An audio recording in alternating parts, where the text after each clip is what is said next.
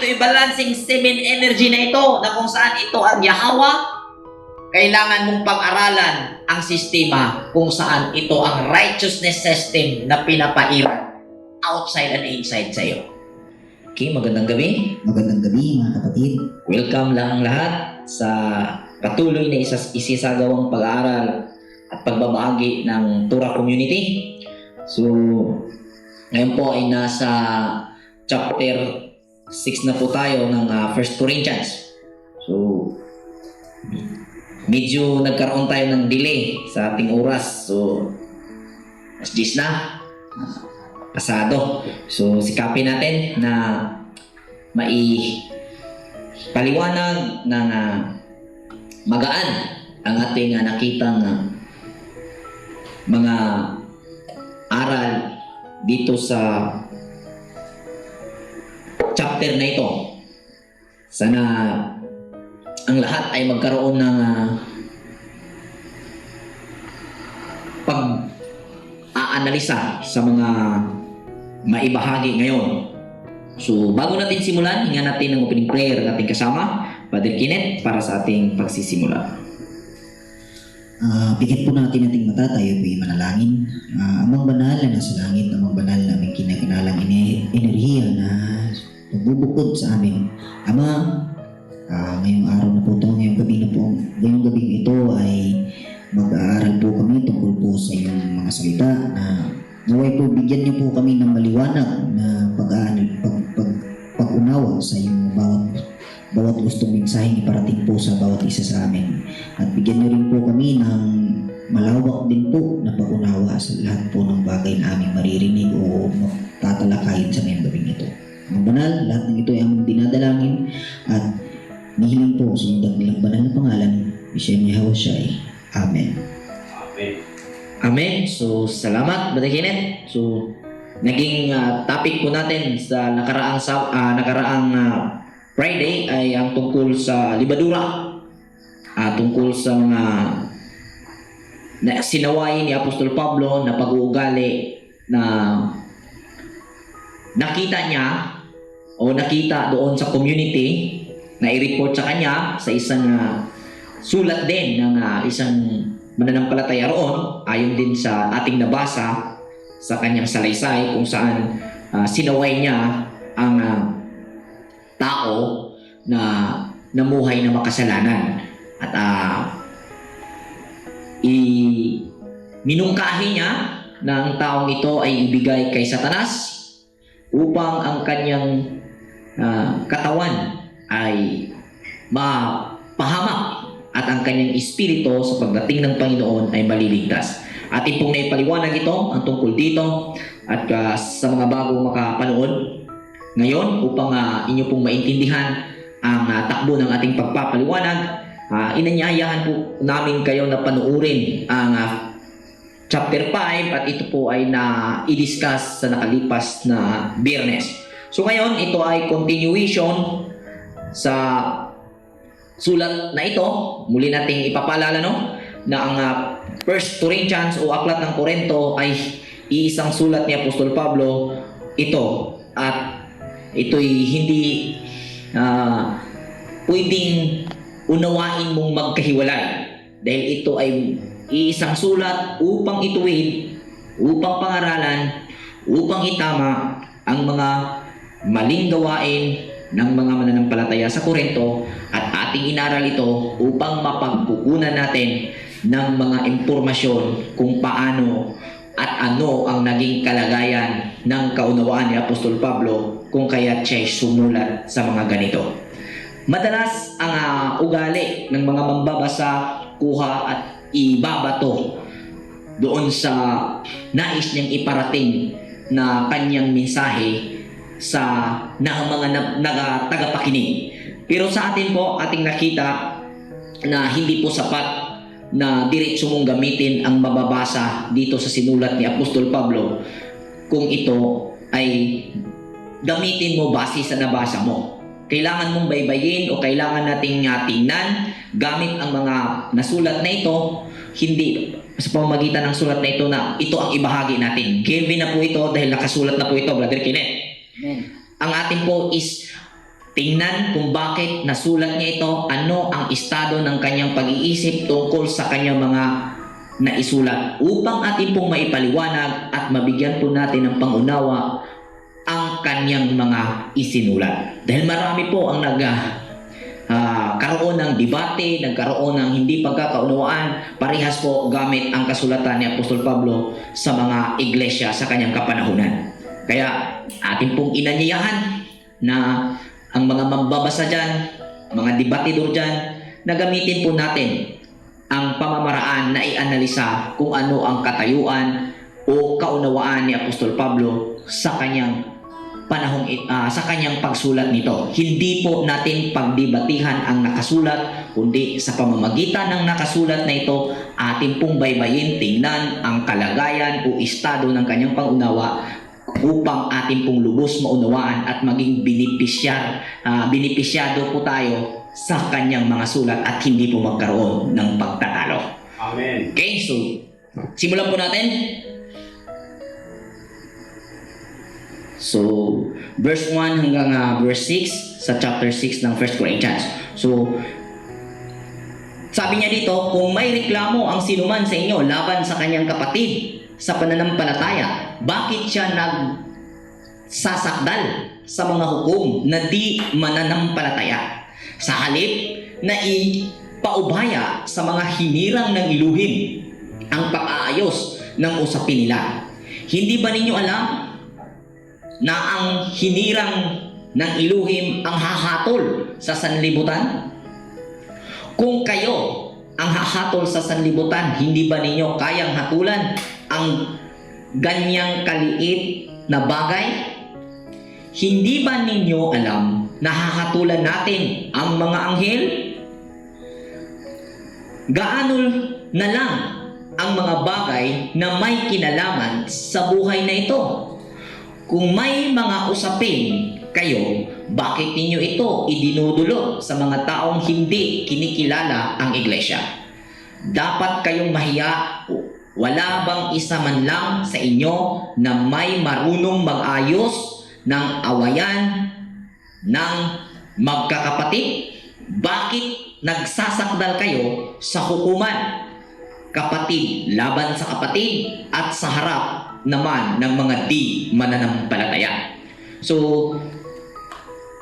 gaya ng nasabi natin kanina, continuation nga ito, at ang naging nangyari, nagkaroon ng immoralidad base po sa chapter 5, at ang posible na nakita natin humantong ang pag-aaway sa Corinthians, sa iglesia ng Corinthians, doon sa hukuman ng publiko.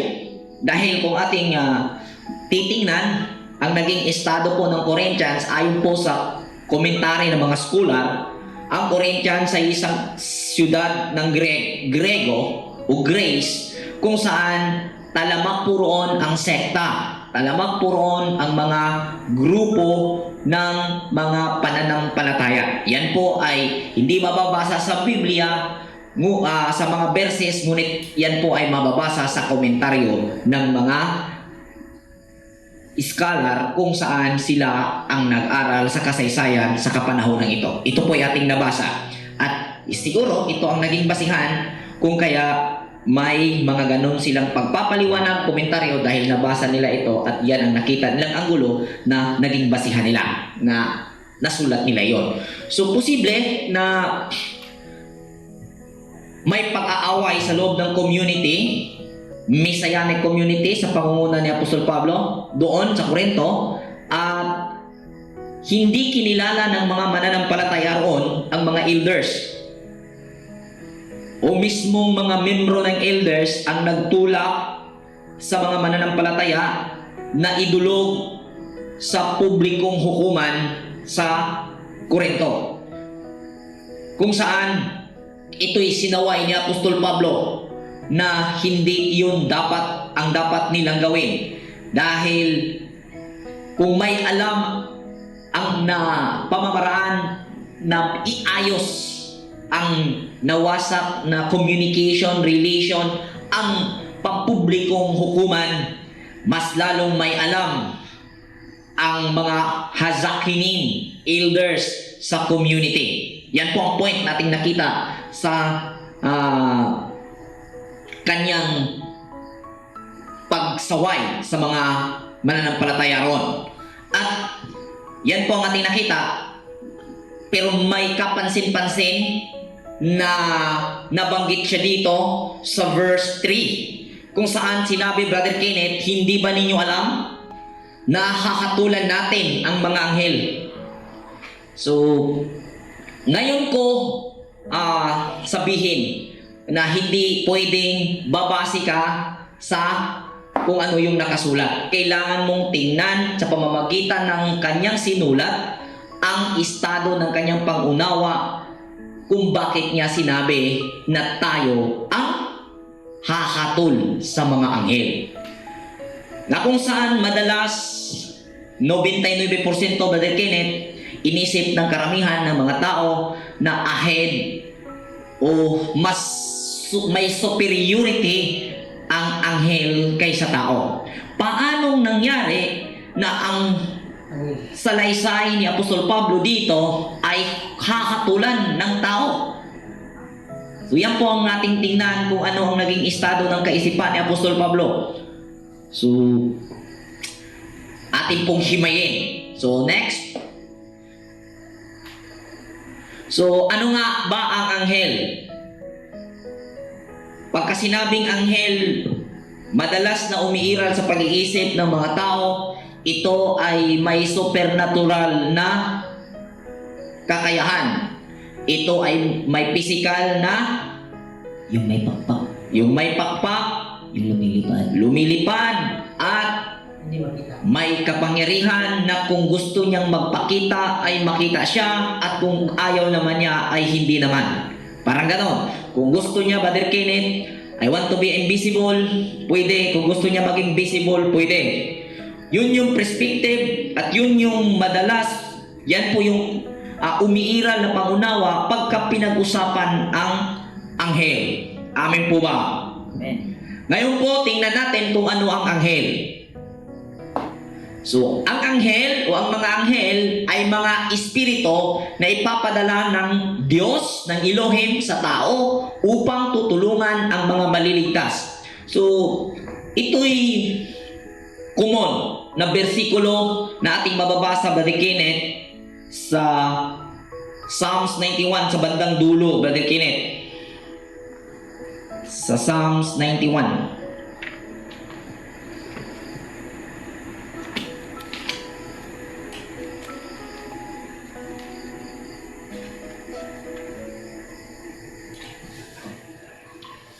Psalms 91 verse 14. Okay? Ang sabi ng Elohim, ililigtas ko ang mga tapat sa akin at iingatan ko ang sino mang taong ako'y Okay, continue. ako'y kikilalanin sapagkat sila'y tumawag kapag sila'y tumawag, laging handa ako na sila'y pakinggan, aking sasamahan, at kung may problema ay aking sasakluluhan. Aking ililigtas ang bawat isa sa kanila at pararangalan.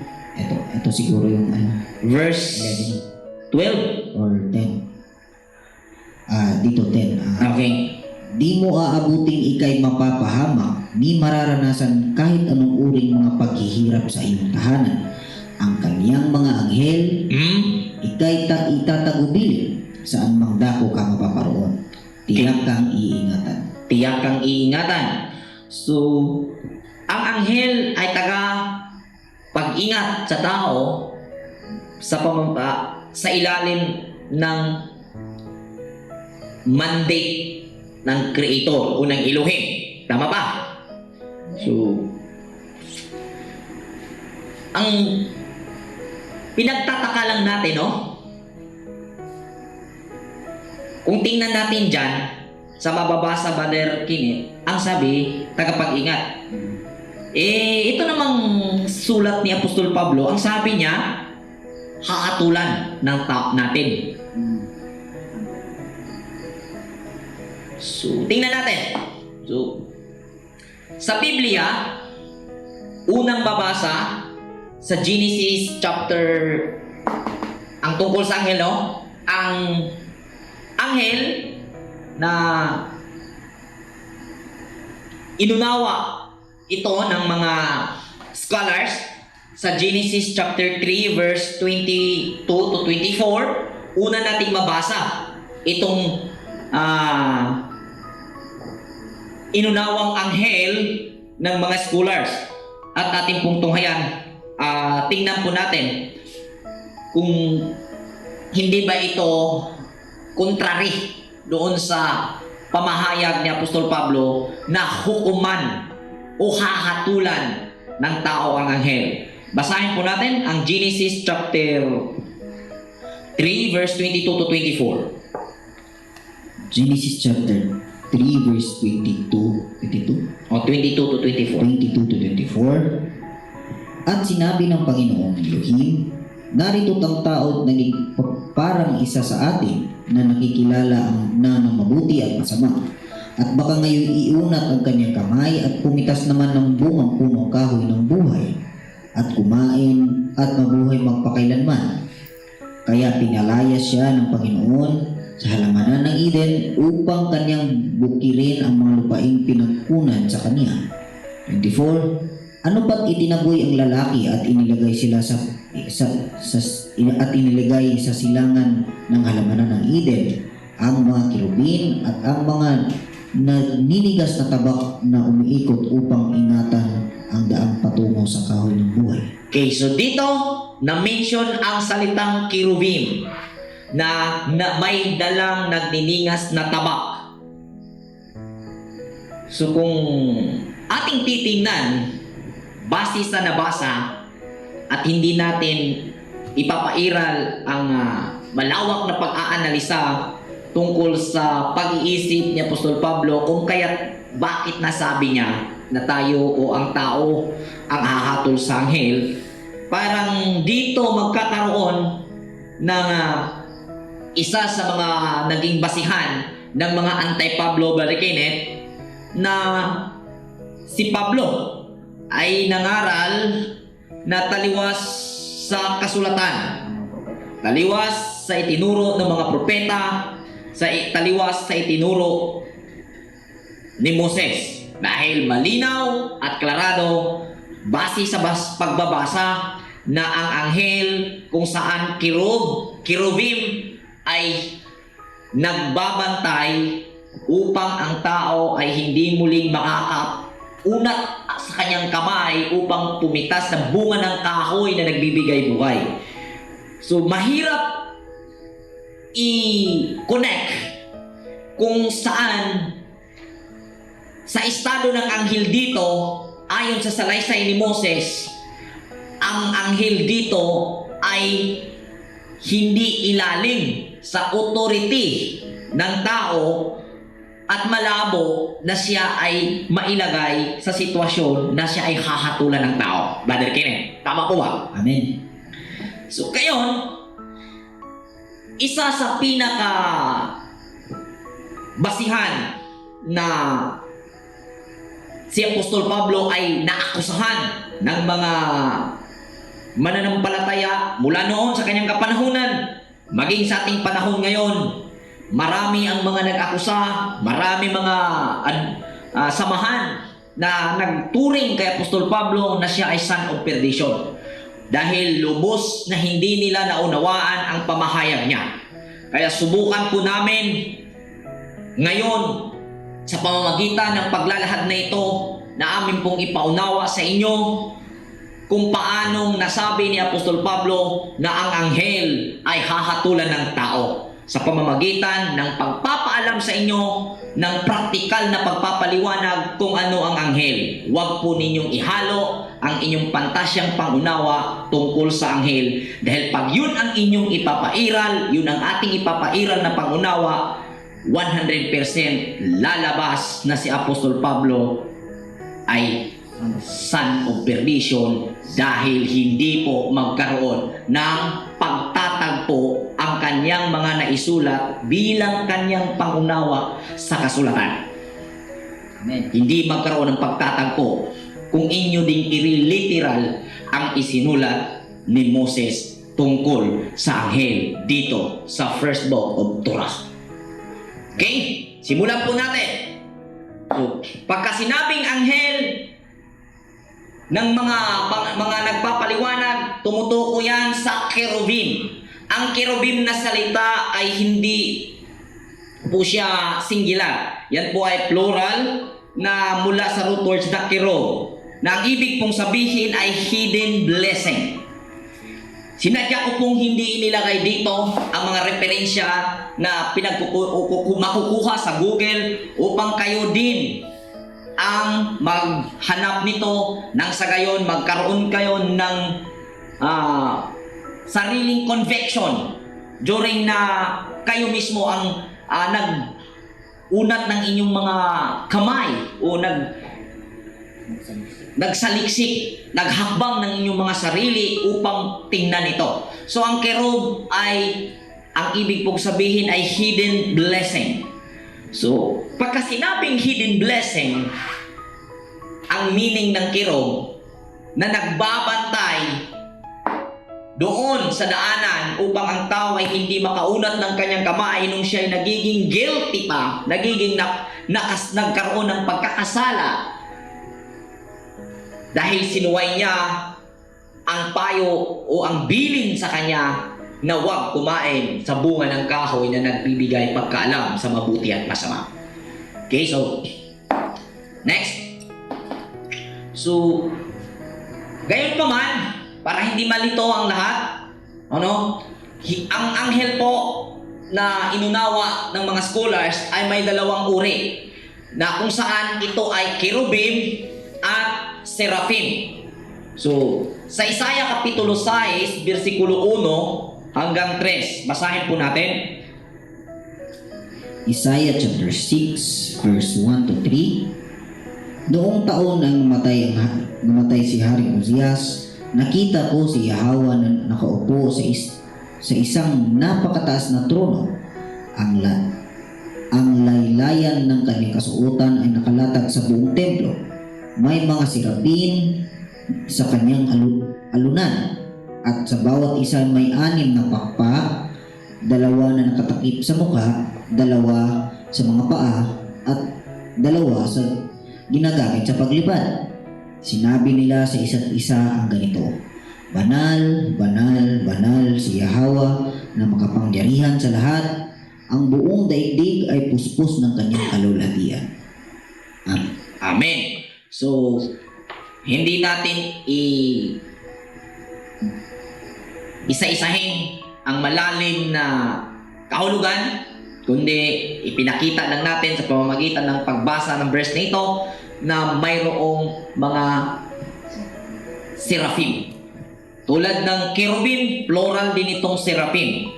So, ang mga seraphim ay tumutukoy po ito sa mga nasa harapan ng trono kung saan nagbabanggit ng mga pagpapasalamat sa lumikha. Okay? So, sa ibang aspeto naman ng mga pag-aaral ng mga CJs, ito ang makikita natin tungkol sa anghel. Next. Dito, so, sabi nila, mayroong 7 celestial being na kung saan throne, dominion, virtues, powers, principalities, archangels, angels. So, yan po ang mga angels. Gayunpaman, ito'y binigyan ng pangunawa ng mga naglalahad tungkol sa anghel na ito ay may physical na entity. Kung saan, gaya ng nasabi ko kanina, Brother Kenneth, kung ninais nino man sa mga ito ang magpakita sila sa tao, kung ito ay iniutos sa kanila ng Diyos, ay mangyari na sila ay makita into physical sa tao. Yan po ang mga pangunawa na nailatag kung atin pong pag-aralan ang mga ito.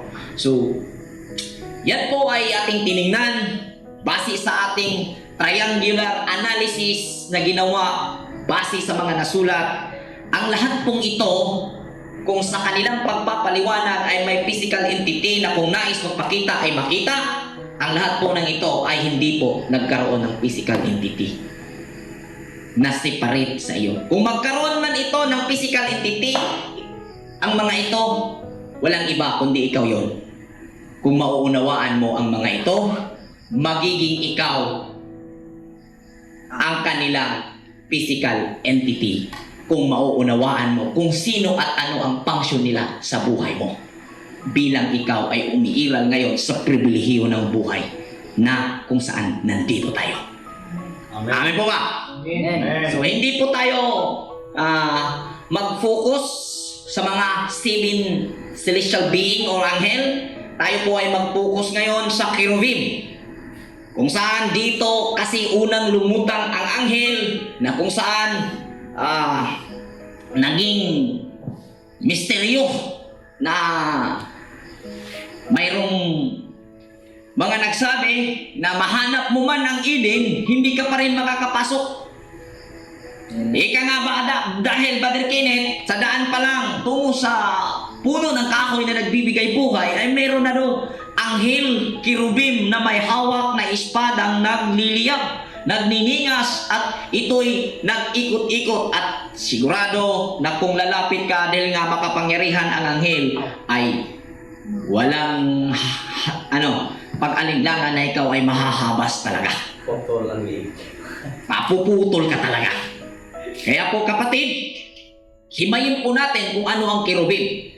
Kung ating pong tingnan ang kasaysayan, itong kirubim na ito ay naideklara kung saan naganap, matapos maganap ang pagkakasalang ginawa ng tao. So ang Tura community naniniwala na pagka sinabing anghel, wala po yang physical entity. At dahil kaisa po kami ni Apostol Pablo, ang supporting verse po niyan para sa ganyang pangunawa ay ang Hebro Kapitulo 1, versikulo 13 hanggang 14. Basahin muna natin at busisihin natin balik ang cherubim.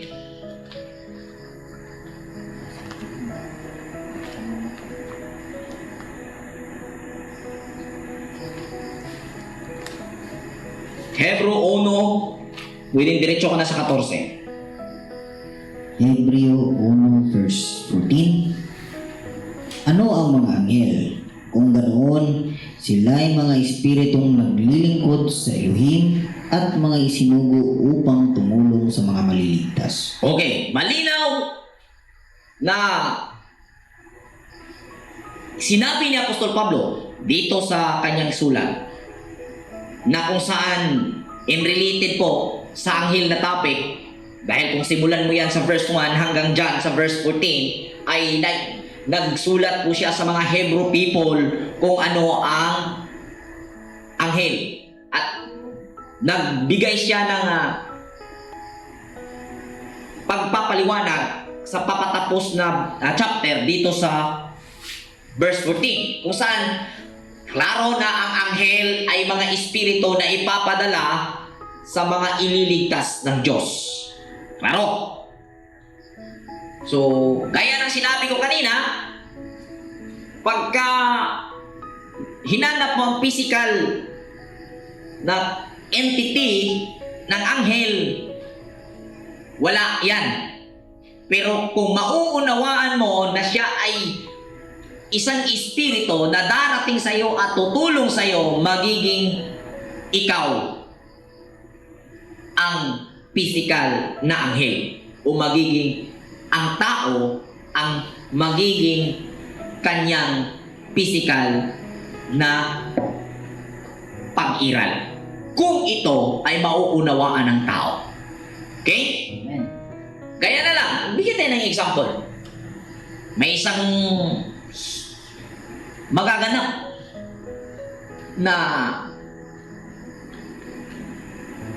disgrasya kung tawagin, ngunit napigilan ng isang sitwasyon na kung saan may taong tinawag ka upang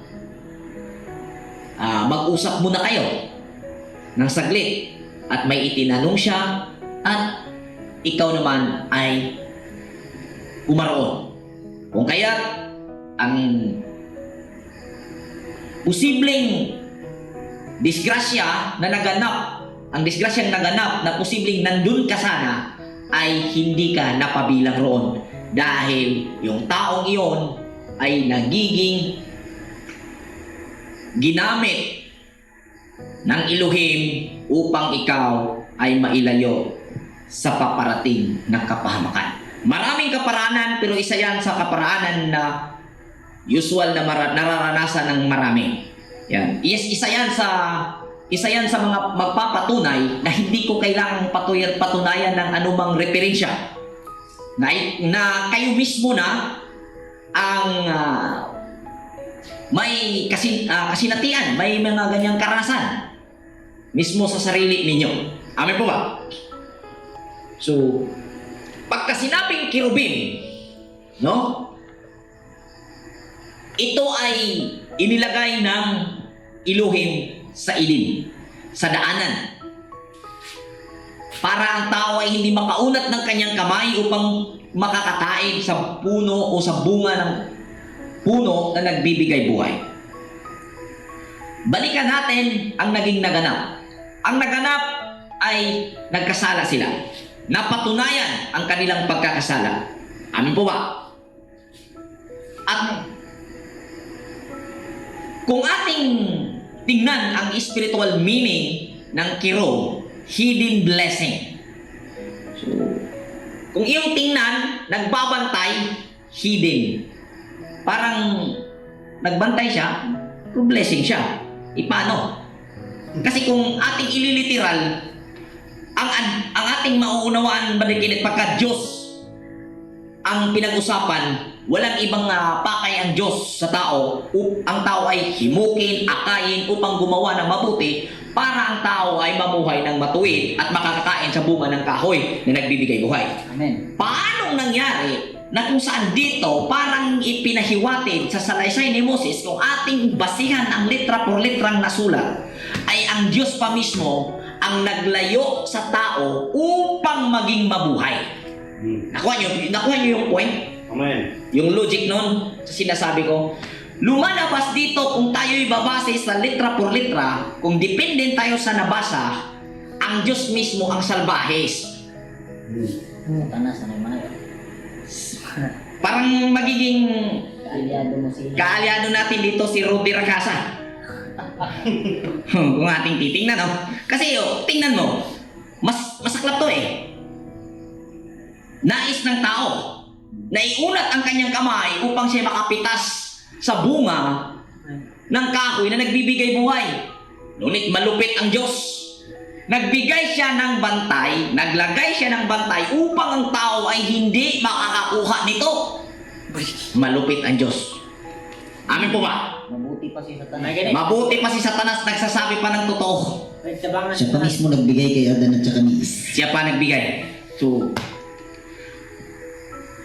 ang pangunawa ng napakarami, ang Diyos ay mabuti, matuwid, at tapat. At tumutulong. Yan po ang existing na pangunawa. Pero ang mga taong ito, ganun ang kanilang pangunawa sa Diyos. Pero pag bumasa sila sa Biblia, pinapairang nila ang kanilang pangunawa na base sa nabasa. Ganyan, tama ang pangunawa mo. Ganyan, tama yan. Na ang Diyos ay makapangyarihan at maunawain, mahabakin. Siya po ay nagtulak sa tao upang mabuhay. Siya po ay nagturo sa tao dahil siya ang kabutihan. Ganyan ang pangunawa mo sa Diyos. Pero bakit ang ginawa mong pangunawa sa Bibliang binasa mo, lumalabas na ang Diyos mo ay sama at siya mismo ang naglalayo sa iyo sa buhay. So ito yung head. Ito po yung punto ko upang anyayahan kayo mga Bible reader, no? Na habang babasahin natin ang Biblia, huwag nating unawain sa pamamagitan ng pangunawa na iyong naririnig nung hindi ka pa nakabasa. Amen. Kasi ang nangyari, Brother Kenneth, tayo mismo, witness tayo sa ganitong nangyari. Bago pa man natin nabasa ang Biblia, nagkaroon na tayo ng pangunawa na narinig tungkol sa Biblia. At nung dumating ang panahon na tayo ay natuto ng bumasa, hindi na natin inaanalisa ang ating nabasa dahil may naka-establishar na pangunawa bago pa natin ito nabasa. At kung uunawain mo ito gamit ang capacity ng iyong analysisyon, may nakasanggana na do not lean on your own understanding. Huwag mo itong punan, huwag mo itong kunan. Amin po ba? Kaya tuloy ang tao niya takot, at kung ano ang umiiral na pangunawa, iyon ang ipinipilit na inunawa. Gayon pa man, gaya ng naipakita ko, ngayon lang, sa nasabi ko kanina, kung ganyan ang iyong ipapairal, dependent ka sa existing na pangunawa, malinaw at klarado na nasa hilera ka ng relihiyosong tao.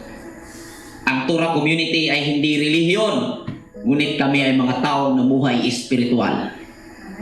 Amen. Amen.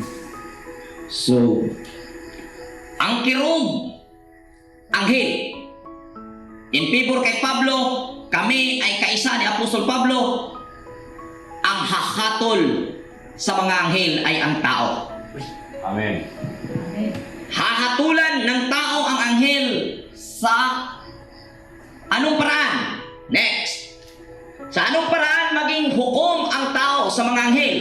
Sa paraan ng tao ay manimbang sa bawat mensahe na dumating sa kanyang kamalayan upang isagawa ito. Bakit?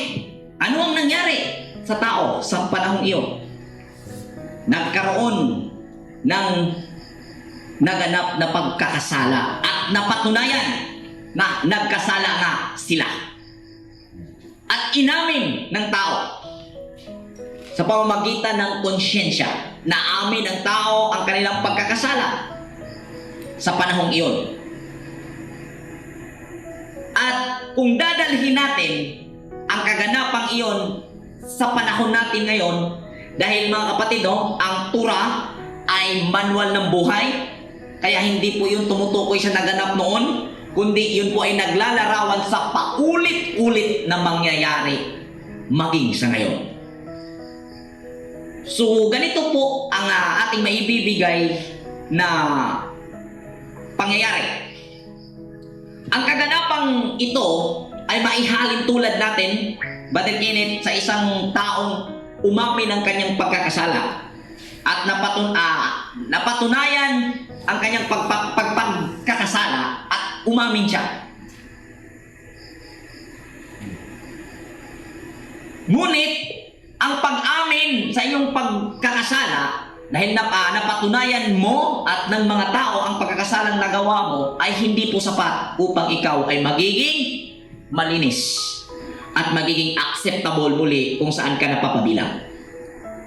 Hindi po sapat na inamin mo ang pagkakasala at napatunayan na nagkasala at inamin mo. Hindi sapat yan. May nagbabantay sa puno na nagbibigay buhay, tumutukoy po ito sa gawa na makakapagbigay ligaya at kapayapaan sa tao. Hindi ka makakagawa, hindi ka makakapag-perform ng gawa na makakapagpaligaya sa iyo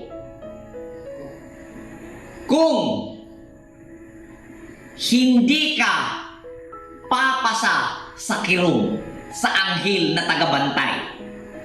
Saan ito nakatira? Saan nakatira ang kirub? Ayon sa existing nating nailahad tungkol sa Eden, ang Eden ay ang ating pisikal na katawan. Amen. Ito ang lupa na kung saan naging tanaman ng Creator. Amen po ba? At dito, Amen. sa katawang ito, ikaw ang tagabantay, ikaw ang tagapangalaga. So, ang Eden ay ang katawan natin. At ang kirub ang anghel na tagabantay ay nasa loob nito. Amen. Amen po ba? At bilang tayo ay human being, itong kirub na may spiritual meaning, hidden blessing, ay maituturing sa ating kapanahunan na ito ay ang guilt feelings. Amen. Na kung saan pag ikaw ay nagkasala at napatunayan at inamin mo, yan ay mag-purify sa iyo sa paraan kailangan mong pumasa sa bantay na yan, which is yan ang guilt feeling ng tao. Katulad ng isang pangyayari na nagkasala ka, gaya ng nasabi ko kanina, inamin mo, dahil napatunayan nagkasala ka, at nais mong maging acceptable, ngunit hindi po sapat. Pagka ang nangyari ay inamin mo na at nakakarinig ka pa ng mga marites baga tungkol sa pagkaamaling nagawa mo, kapag ang lumabas sa bibig mo ay ang sabi mo, bahala sila, hindi naman sasakit ang tiyan ko, kung ano ang sabihin nila laban sa akin, maligaya akong magbagong buhay. Patunay iyan, isa yan sa mga sintomas. Kung ako ang titingin, yan ay sintomas na ikaw ay hindi pumasa sa anghel na tagabantay upang hindi mo maiunat ang iyong kamay upang makapapitas ka sa bunga ng puno ng kahoy na nagbibigay buhay. Ano man ang gagawin mo diyan, hindi ka magiging maligaya dahil hindi ka tuluyang nagpakumbaba at hindi ka naging consistent sa pag-amin bilang ikaw ay nagkasala. May marinig ka mang masakit na salita, deserve ka niyan. Bakit? Yan ay maituturing na kabayaran ng iyong pagiging nagkasala at napatunayan. Yan po ang ating nakikita. Kumbaga natamaan siya ng tabak ng kirubim. Tabak ng kirubim. May dala si kirubim na sword. At yan pong sword ay tumutukoy sa salita. At ang salita ay hindi po ang mababasa sa Biblia, kundi yan po ang dahilan kung bakit naisulat ang Biblia. Amen. Klaruhin po natin yan. Kaya may mga naririnig kang katotohanan laban sa nagawa mong pagkakamali, hindi mo maamin-amin at nasasaktan ka. At idina-justify mo ang iyong pag-amin. Inamin ko na yan. Para ano pa? Napagsabihan niyo ako. Inamin ko nang mali ako. Ano pang pakay niyo? Bakit niyo sasabihin yan? Nasasaktan ako. Ayaw kong marinig yan. Karapat dapat at tama lang yan dahil napatunayan nga na nagkasala ka. Pero kung ang magiging iyong respond tuwing naririnig mo ang mga masakit at maaanghang na binabato sa iyong pagkakasalang nagawa, pagkakamaling nagawa, ay ang magiging respond mo ay pagpapakumbaba at sabihin mo sa sarili mo, sinabi nila iyan dahil ako ay nagkasala, sinabi nila iyan dahil nagkakamali ako, at sinabi nila iyan dahil nararapat yan sa taong makasalanan tulad ko. Sa paraang iyon, makakapasok ka. Amen. At inaisagawa mo ang tamang hukom sa anghel na kirub. Amen po ba? Amen. Ganyan po ang posibleng estado ng pangunawa ni Apostol Pablo kung kaya't may binitiwan siya na salita na tayo ang tagahukom ng mga anghel. At dalawa po ang magiging resulta ng hatol ng tao sa anghel. Kung ang hatol niya in favor sa righteousness, ito ay magdulot sa kanya ng pagpapala. Amen. Kung ang hatol niya sa anghel na yon na kirub ay in favor sa kaniyang kapalaluan, magdudulot ito sa kanya ng lubhang kahirapan at mas masakit na mararamdaman. Ang buwa, Amen. Amen. aminin mo, may marinig ka mang sinasabing masakit, anuman ang posibleng kabayaran ng iyong kasalanan, nararapat yan sa'yo dahil napatunayan na ikaw ay nagkasala. At kung tatanggapin mo yan na may pagpakumbaba, kung may sinabi sila, yung mga nagsasalita laban sa'yo na sobra, hindi papalagpasin ang kanilang mga nagawang lagpas sa katarungan. Mananagot ang kasala. Amen. Pero sila ang may credit. Sila ang mananagot, hindi ikaw. Ang tanging gawin ng taong umamin nung siya'y hinimok ng kanyang konsyensya, aminin at manatili sa kababaan upang malagpasan ang kirong at mangyari na naging hukom ka sa anghel na kirong at ikaw ay pumasa sa hukom na ginawa mo dahil si anghel ay isang uri ng pangunawa o pag-iisip na iyong nararamdaman. Amin po ba? Amen. Ngayon, extend natin ang ating pagpapaliwanag tungkol sa anghel. Ito'y tungkol sa kaganapan sa birisikat na salaysay sa Biblia, Brother Kenneth. Ito'y tungkol sa pagbubuntis ni Maria. Dala ang mensahe. Ang may dalang mensahe sa kanyang pagbubuntis ay si Anghel Gabriel. Ating pong tingnan at muli nating pahapyawan ang pagkabuntis ni Maria na kung saan pinaniwalaan ng marami na siya ay nabuntis na, anong ang termino ni Sister Clara? Conception. Out of nowhere. Out of nowhere daw si Maria na naging buntis. Out of nowhere, biglang nabuntis, sinabi ng anghel at kinabukasan nabuntis. Tingnan po natin kung ano ang ating makikitang impormasyon tungkol sa mensahe ng anghel dahil na-establishar na po natin na ang anghel ay espiritu na tutulong sa kanyang ililigtas. Tingnan natin. Lucas chapter 1 verse 26 hanggang 34. Lucas chapter 1 verse 26 to 34. Nang ika-6 na buwan sa pagdadalang tao ni Elizabeth, ang anghel na si Gabriel ay isinugod ng Elohim sa Nazaret sa isang lungsod sa Galilea upang kausapin ang isang dalaga na ang pangalan ay Maria o Miriam. Siya ay nagtatakda ng ikasal kay Jose, isang lalaking buhat sa angkan ni Haring David. Lumapit ang anghel sa dalaga at binati ito, "Magalak ka, ikaw ay lubos na kinalulugdan ng Elohim, sumasa iyo ang Panginoon." Naguluhan si Maria at iniisip niyang mabuti kung ano ang kahulugan ng ganoong pangungusap. Sinabi sa kanya ng anghel, "Huwag kang matakot, Maria, sapagkat naging kalugod-lugod ka sa Elohim. Makinig ka. Ikaw ay maglilihi at manganganak ng isang sanggol na lalaki at siya'y pangangangalanan mong Jesus or Yeshua o Yahweh. Siya'y magiging dakila at tatawaging anak ng kataas-taasang Elohim. Ibibigay sa kanya ng Panginoong Elohim ang trono ng kanyang amang si David upang maghari sa angkan ni Jacob magpakailanman at ang kanyang paghahari ay magpawalang hanggan."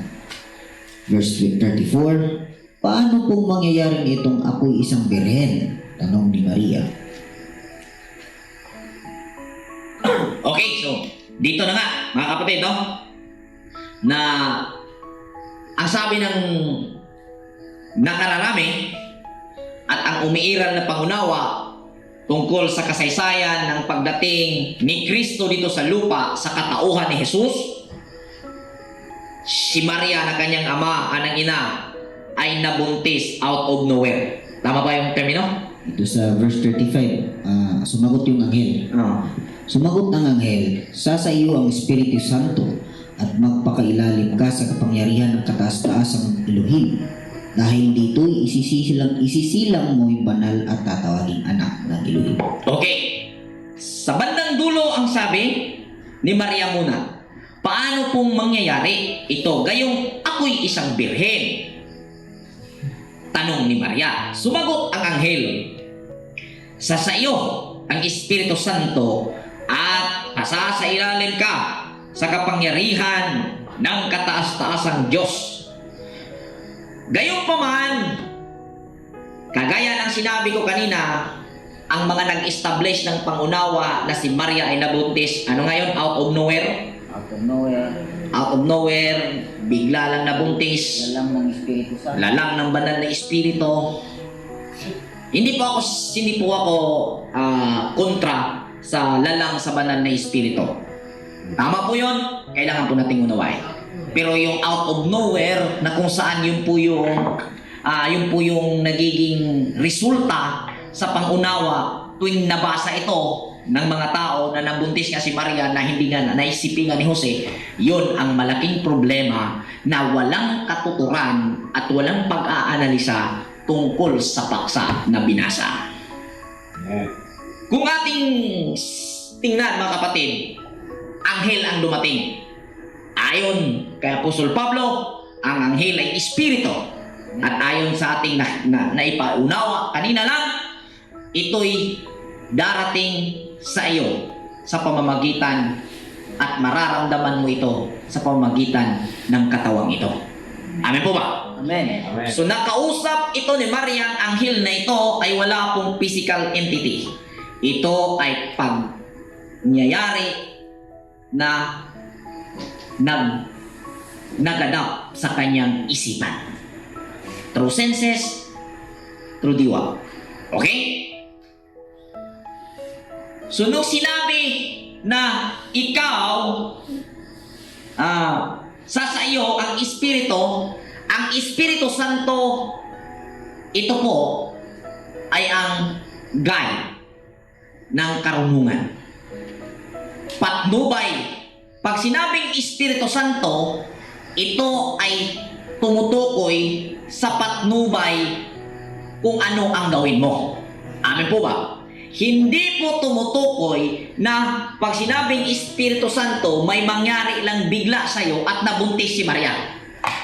Kundi tumutukoy ito kung ano ang gawin niya na kung saan hindi salungat sa kabutihang pag-uugali na ipinapasunod sa kanila sa pamamagitan ng katuruan ni Moses at ng mga propeta kung saan nakabase sa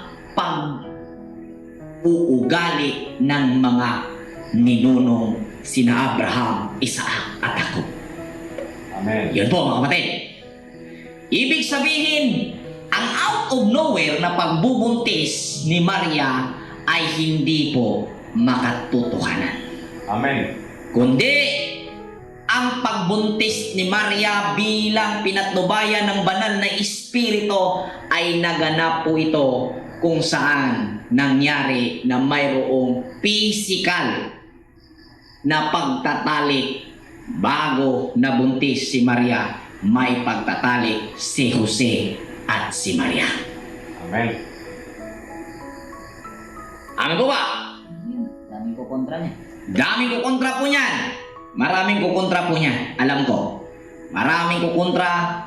Ngunit, yan po ang ating nakikita dahil ang anghel ay espiritu at hindi po mangyari na ang Diyos pag kumilos hindi gagamit ng katawang lupa dahil ang katawang lupa ay ang instrumento ng Diyos upang isagawa ang kanyang mabuting gawain sa tao. Amen. Si Jose ay balido na instrumento. Si Maria ay balidong instrumento. Kung ating mapapansin at ating pag-aralan sa liksikin, ang nagiging umiiral na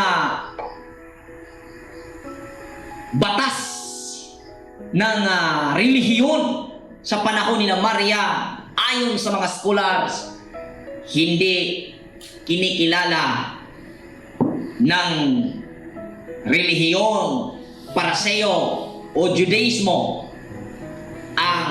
isinasagawa na pag-iisang dibdib sa pamamagitan ng pagpahintulot ng mga magulang. Maliban kung ito ay isasagawa sa simbahan o sa kanilang synagogue. Kung ating mababasa sa Mateo, tapos na po na gipamalayan, sa Tagalog, pinamanhikan ni Jose si Maria. At alam po nating lahat, ang pamanhikan, ang nag-uusap niyan ay ang both parents. At matapos po ang pamanhikan, may kalayaan na ang lalaki na dalhin ang babae, gayon din si lalaki ay pwede nang matulog sa tahanan ng babae. Yan po ang ating napapansin. Amen. Gayon pa man sa panahon ng ating mga ninuno sa kasaysayan ng Biblia, kung ikaw ngayon ay kukontra sa sinasabi kong ito na may naganap na pagtatalik ni Jose at Maria, dalhan mo ako ng isang patunay biblical na ang pare ang inutos o inutusan na magbibigay authority sa isasagawang pag-iisang dibdib ng lalaki at babae. Dahil ito ang nagiging faktor, nagiging dahilan kung kaya hindi pa nagsiping ang nobyang si Jose at si Maria. Dahil hindi kinikilala ng relihiyon ang pagpamamanhikan.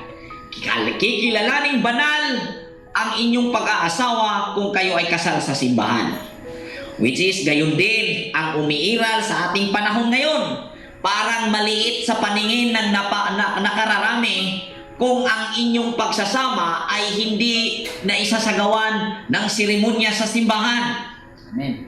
Gayunpaman, hindi yan biblikal at hindi po yan ang kultura ng ating mga ninuno. Dahil kung ating mabasa sa kasaysayan ni Tobit, ito ay nasa Deuterocanonico, kung saan ang nagsasagawa ng pag-iisang dibdib o kasal ay ang magulang. Amen.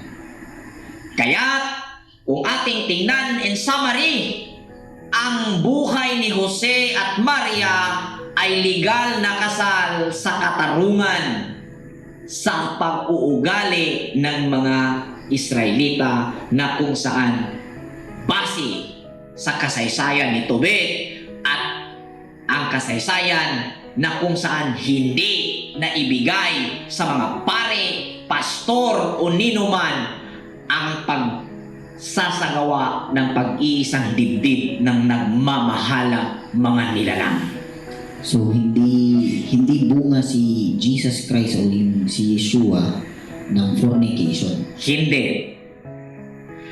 Kaya yan ang tiningnan, Brother Kenneth, kung kaya hindi nila ididikod na nangyari nga na nagsiping si Jose at Maria dahil lalabas na anak siya ng fornication. Ngunit hindi po fornication ang nangyari sa kay Jose at Maria.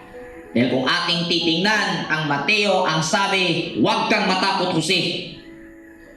Dahil ang sabi, si Jose ay isang taong matuwid, ngunit ayaw niyang mapahiya si Maria, kaya't hiwalayan niya sa lihim. Ngunit kung ating titingnan, ang mismong sitas na iyon ay napaka-awkward. Matuwid si Jose, ngunit plano niyang hiwalayan si Maria. Kaya tiningnan natin sa maraming anggulo at tiningnan natin ang posibilidad, ang posible matuwid na tao si Jose kung kaya hindi siya natatakot na samahan o itanan si Jose si Maria sa lihim. Ganito kasing understanding ng mga ibang nagbabasa dahil nga daw hindi kay Jose yung anak na dinadala ni Maria, kaya yung parang hihiwalayan niya. Kaya sinabihan umano siya ng anghel na huwag kang matakot, Jose. Ganito kasi understanding nila, kaya parang salungat din sa inaanalisa ng taga-Torah community. Napakalabo ang ganong analisasyon. Napakalabo na kung saan hihiwalayan ni Jose. Kung tingnan natin, hiwalayan ni Jose dahil siya'y tao matuwid, hiwalayan niya sa lihim. Kung paano mangyari ilihim na kung buntis si Maria, kung ating tingnan at i-continue ang ating analysis, mas lalong mahihiya kahit lihim pa niyang gawin na kanyang hiwalayan. Bakit? Buntis si Maria, lalong mapapahiya kung ito'y kanyang iiwanan. Kaya red flag po ang ganong analysis. Matuwid na tao, tapos ayaw niyang mapahiya, tapos buntis niyang iwanan. Asan ang essence ng pagkamatuwid ni Jose? Asan ang essence ng kanyang sinabing ayaw niyang mapahiya? Kayo mga babae ang mag-isip. At ikaw lalaking matuwid, mag-isip ka kung gaano ito ka may pruweba. Gaano ito ka bigat na kailangan mong pagtuunan.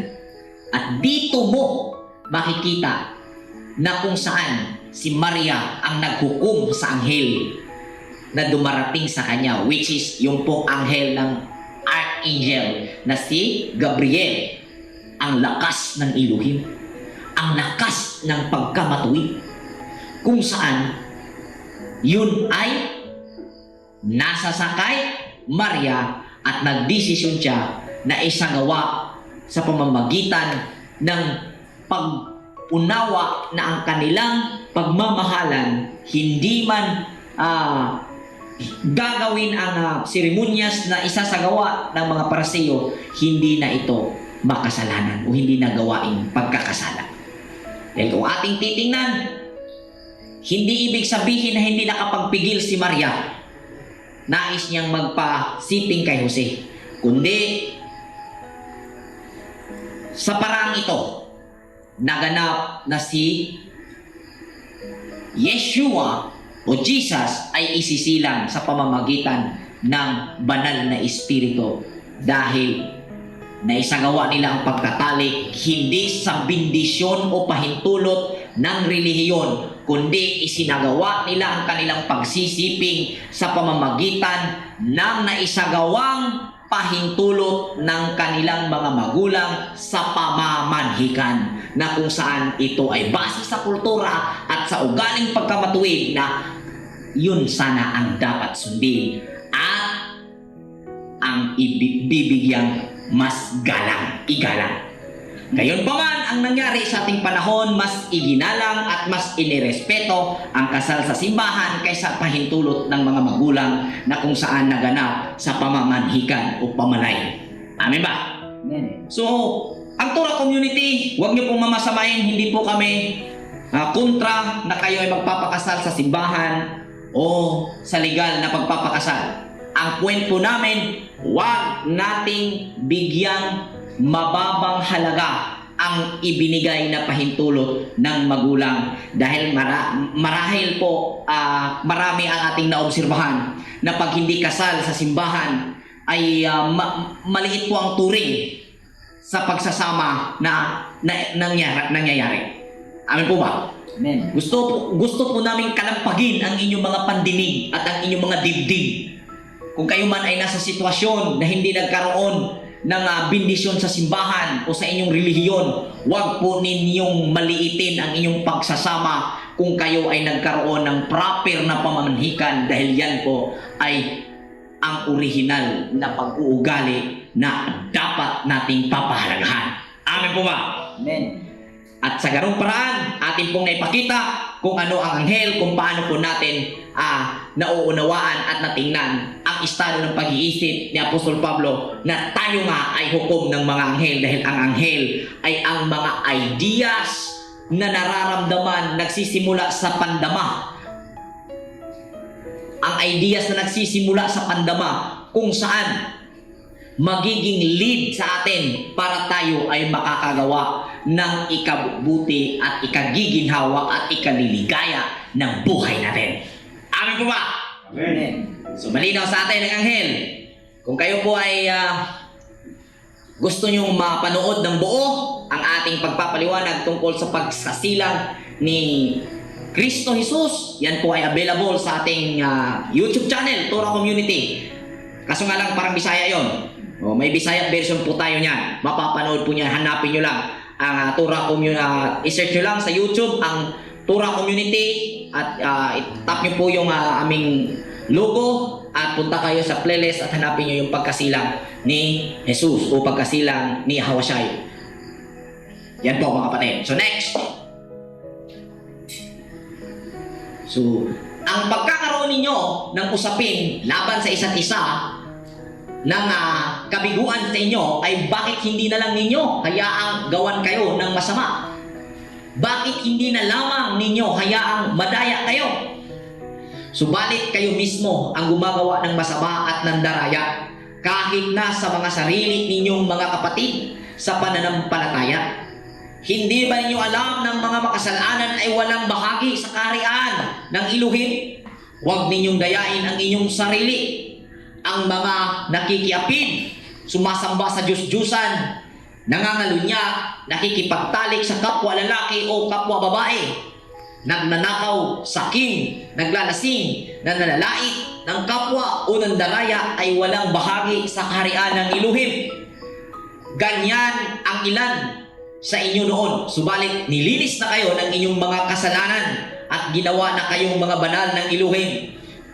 Pinawalang sala na kayo sa pangalan ng Panginoong Hesukristo, sa pangalan ni Yeshua. Ngunit hindi po ang pangalang nababasa, kundi ang reputasyon ng pangalan kung saan itinuro niya kung paano natin i-manage ang ating capacity upang tayo ay maging malinis at makapamuhay ng nararapat bilang tayo ay ginawa na kawangis ng Diyos. Amen. So, sa pamamagitan ng Espiritu ng ating Elohim. So, kung ating mapapansin dito, sa verse 7 hanggang 11, ay may ugnayan po sa naging paliwanag natin kanina na kung saan kung ikaw ay nagkasala at hindi ka makakapasok sa kaligayahan, hindi ka maging maligaya sa naging pag-amin mo kung iyong i-justify ang iyong nagawang pagkakamali. At nilinaw dito na walang puwang sa kaharian ng langit ang makikiapid. Kung i-justify mo, nakakagawa ka na nga ng pag-amin, pero hindi mo pinili ang pagpakumbaba matapos kang umamin, nag-justify ka sa mga masakit na salita laban sa'yo, dinipinsa mo ang iyong nagawang pakikiapid. Pero kung nagpakumbaba at inamin mo at sinabi mo sa sarili mo, nararapat ito sa akin dahil ako'y nakikiapid, makasalanan ako, hindi mo idipinsa, hindi mo na idipinsa, hindi mo na dinipinsahan ang nagawang pagkakasala mo.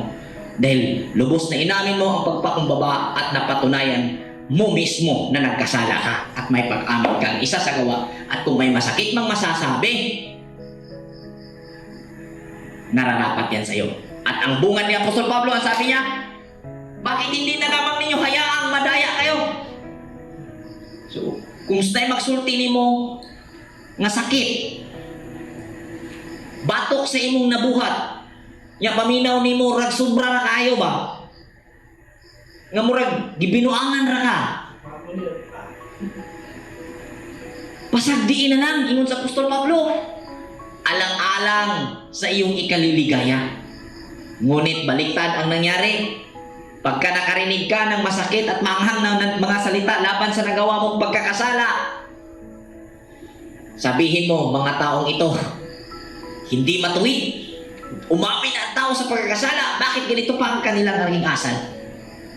Hindi mo yan dapat gawin. Hayaan mong madaya kayo. Hayaan mong madaya ka. Subalit, anong sabi ni Apostol Pablo sa taga-Korinto? Subalit, mismo ang mga gumagawa ng masama at ng daraya, kahit nasa mga sarili ninyong mga kapatid sa pananampalataya. Dinaya mo sarili mo. Dinaya mo ang kapatid dahil ginajustify mo ang iyong nagawang pagkakasala. Hindi ba ninyo alam na ang makasalanan ay walang bahagi sa kaharian ng Elohim? Hindi ka magiging maligaya kung patuloy mong idepensa ang iyong pagkakamali. Ididepensa mo dahil nagawa mo na ang pag-amin. Hindi po sapat na umamin ka. Kailangan mong magbayad sa kasalanang nagawa mo dahil napatunayan na nakasala ka. At may kabayaran yun. Kung baga consequence, kailangan mo magiging daraan doon para mapatunayan ang iyong pagpapakumbaba. Amen po ba? Amen. Yan po ang ating nakikitang pangunawa ni Apostol Pablo kung kaya't nasabi niya ito dahil ang posible na unawaan niya ang Genesis chapter 3 verse 22 to 24 na ito po yung buong maganap sa tao habang siya ay nagkakasala. Next. So, may mga nagsabi, malaya akong magawa ng kahit ano. Ngunit, ang sagot ko naman ay hindi lahat ng bagay ay nakakabuti. Maaari ring sabihin, malaya akong gumagawa ng kahit ano, ngunit hindi ako magpapaalipin sa anumang bagay. Brother Kenneth, tama talaga na may sinabi na walang makakapigil kung ano man ang gawin natin. Ibig sabihin, in every idea na darating sa atin, wala pong pipigil kung paano natin isagawa ito. In favor ba sa idea ang nakita mo? Kasi binary yan. Pag every idea na dumating, may dalawang possibilities yan. It's either makakabuti sa'yo or makakasama sa'yo.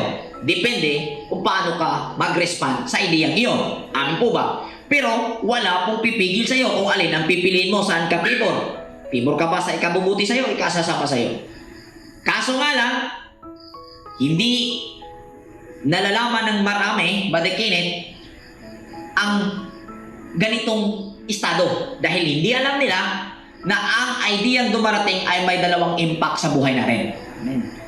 At ito ay magmamatter kung paano tayo naghukom sa anghel na dumarating sa atin. Which is yung po yung idea na itinulak sa pamamagitan ng senses natin kaya nagkaroon tayo ng idea. Amen po ba? Amen. Amen. Kaya, ang sabi, sasabihin naman ng iba, ang pagkain ay para sa tiyan at ang tiyan ay para sa pagkain. Muli kung ipapaalala ito, pagkain po ang pinag-usapan. Pagkaing Hebreo po, hindi po pagkaing pagano. Amen. Pagkain ni Pablo po ang sinasabi dito, pagkaing mananampalataya po ang tinutukoy dito, hindi po pagkaing Cebuano na kung saan ang espesyal na pagkain dito ay lechong baboy. Malayo po yun. Kailangan mong intindihin kung sino ang nagsabi at sino ang sinasabihan. Totoo yan, ngunit parehong sisirain ng Elohim ang mga ito.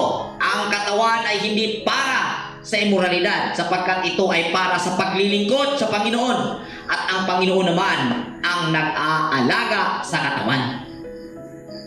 Amen po ba? Amen. So, ang katawan sinabi para sa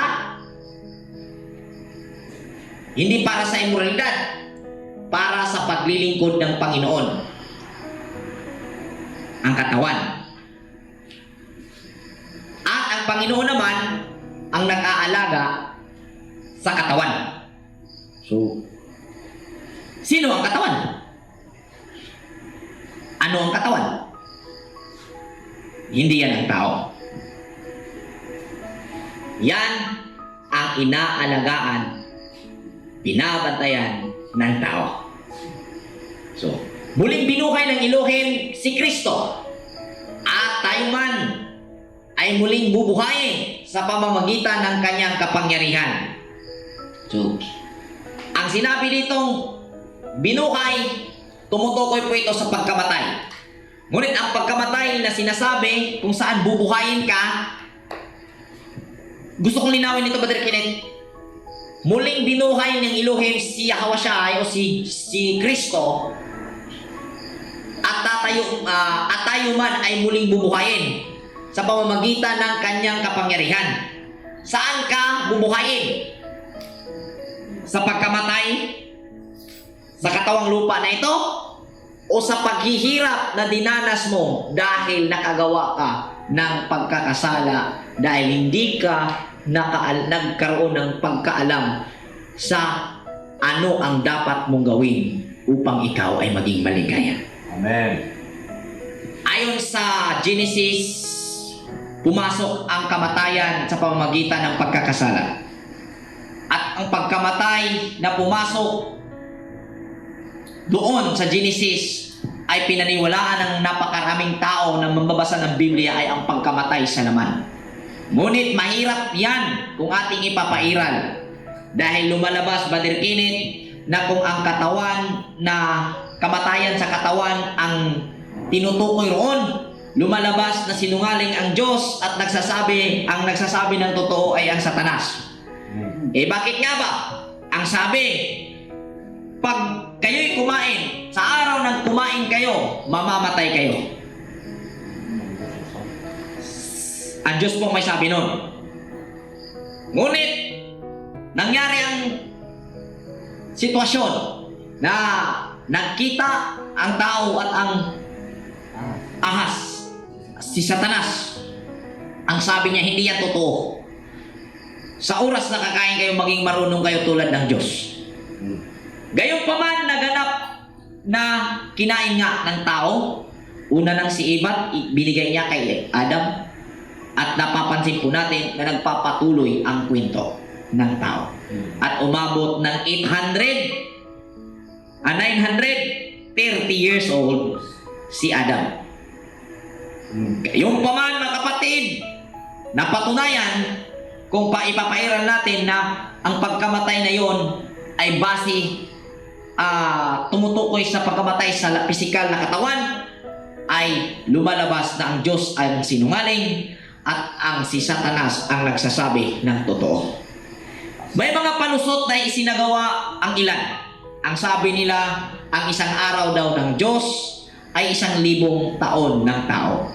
Kung kaya't sa mismong araw pa din namatay si Adam dahil 930, hindi umabot ng 100 taon. Kung kaya hindi pa rin daw nagsisinungaling ang Diyos at siya pa rin ang nagsasabi ng totoo, dahil 930 years lang ang buhay ni Adam, hindi umabot ng 1 araw. Ganun po yung palusot. Pero ang sabi, sa mismong araw na kayo'y kumain, mamamatay kayo. At marami po tayong makikita na ang pagkamatay sa laman ay hindi po ang pagkamatay na pumasok doon sa Genesis dahil sa kasalanan.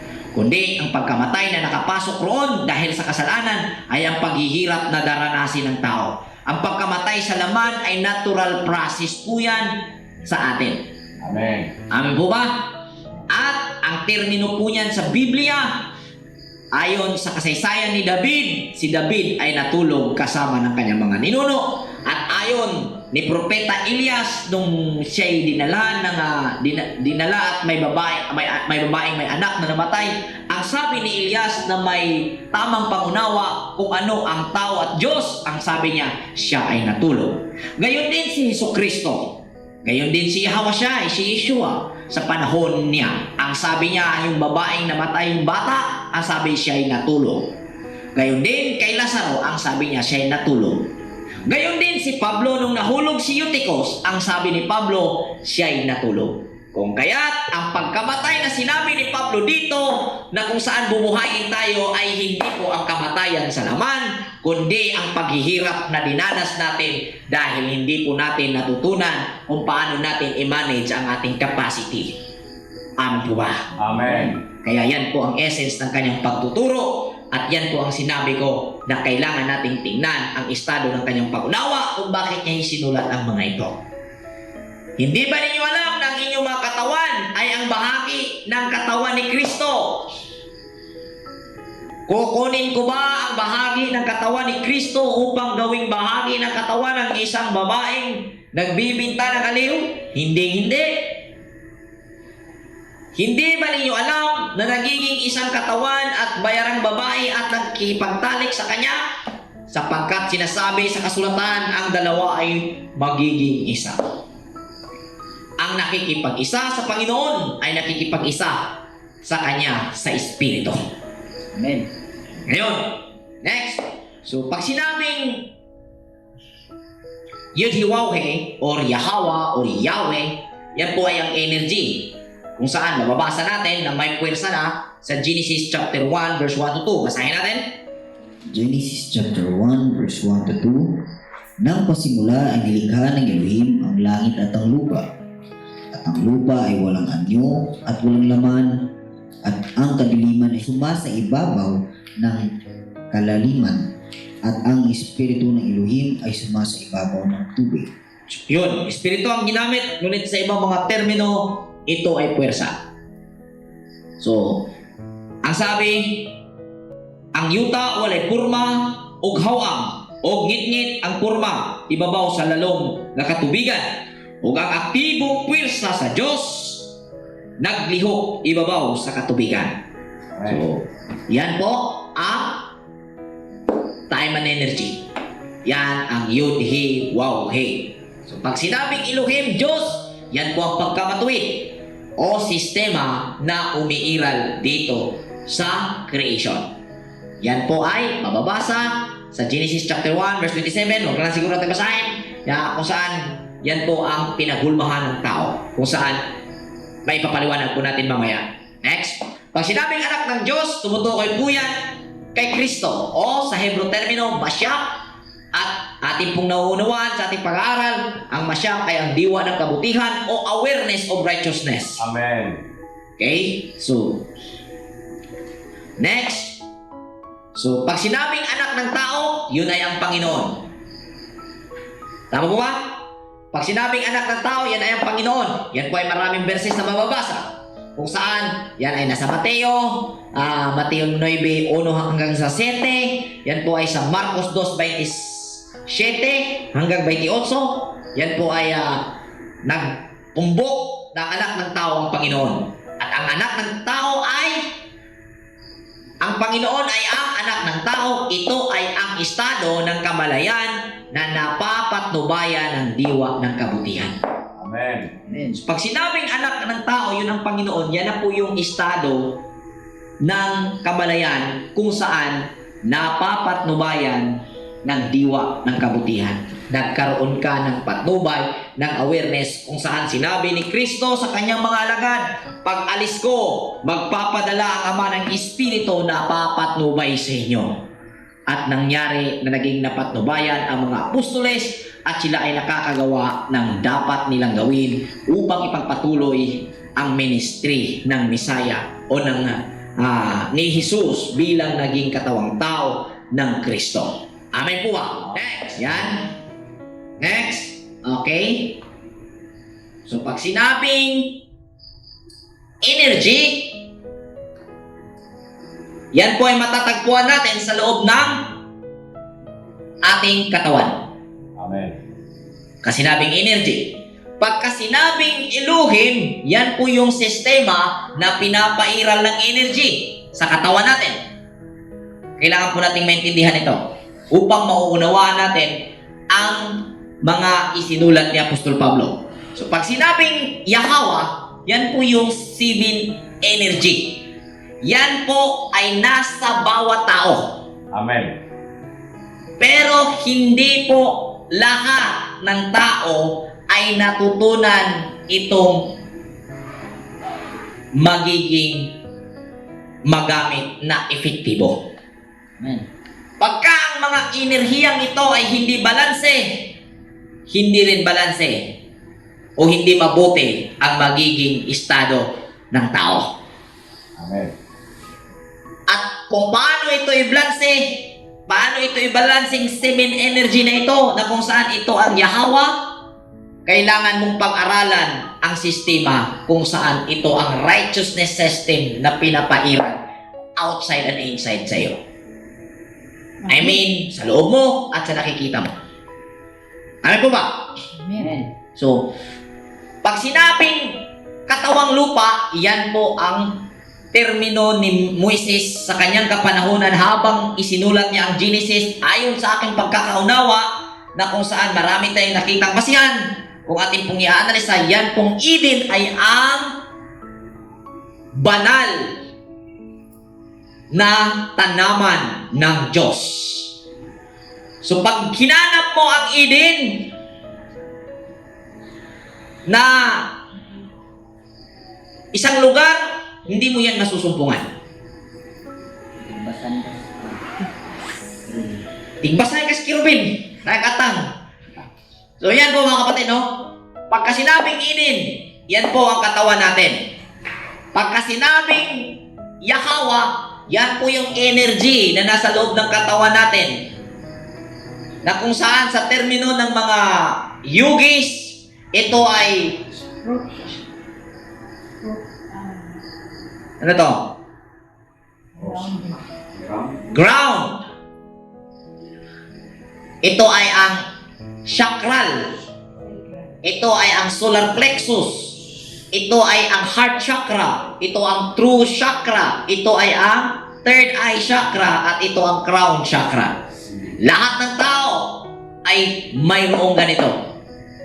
Dahil lahat ng tao ay may katawang lupa. Amen. Kung siya ay nasa pribilehiyo, siya ay may katawang lupa. At ang energy ay nasa loob ng katawan. At ang trabaho ng tao, habang nasa kanya ang mga ito, kailangan niyang ibalansi ito bilang siya ang tagapangalaga sa Eden. Dahil ito ang kapangyarihan ng tao. Okay? So huwag kayong malito. Pag sinabing Eden, huwag nyo nang subukan pang hanapin sa Palawan, sa Utopia, o sa Biringan, sa Davao, hindi mo yan makikita. Ang katawan mo, ianalisa mo, ang katawan mong yan, ang banal na lupa na pinagkatiwala sa iyo. Amen. Amen.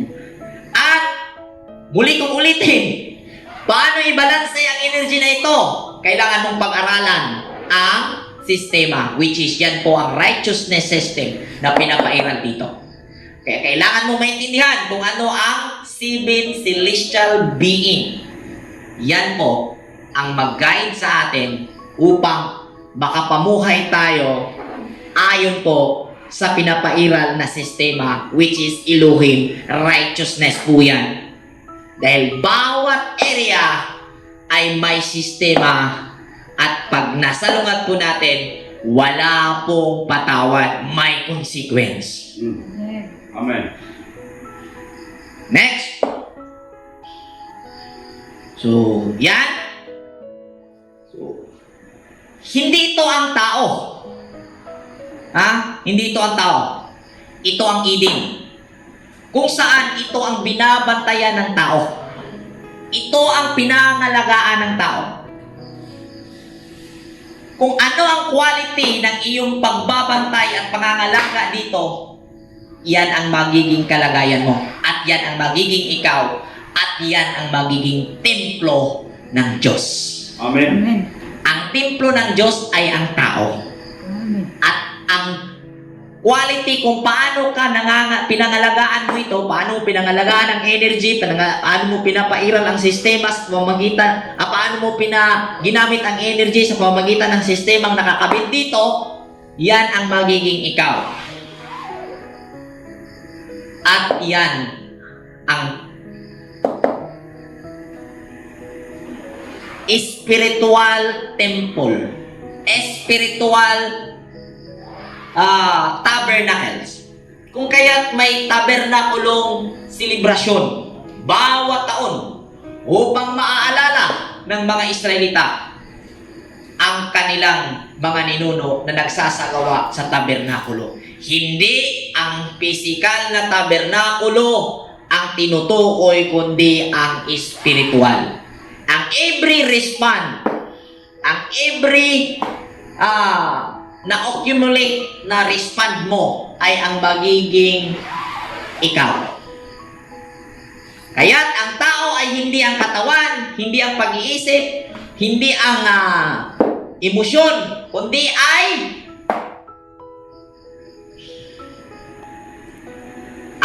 tao ang kasalukuyang sitwasyon sa kamalayan na nasa katawan.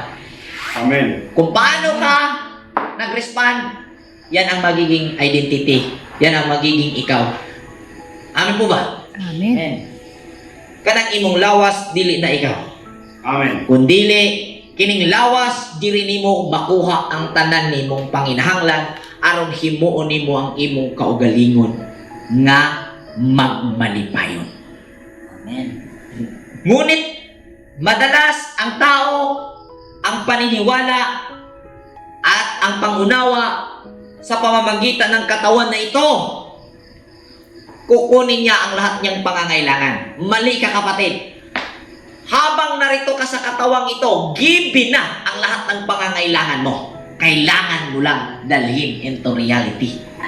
Dahil lahat ay kaya mong gawin dahil nasa sayo ang creator, ang energy at ang sistema. Pag-aralan mo lang ang sistema, maging posible ang lahat ng bagay sa iyo. Amen. May exact na pamamaraan na kailangan mong gawin. Nasa iyo ang buong kapangyarihan, ang energy.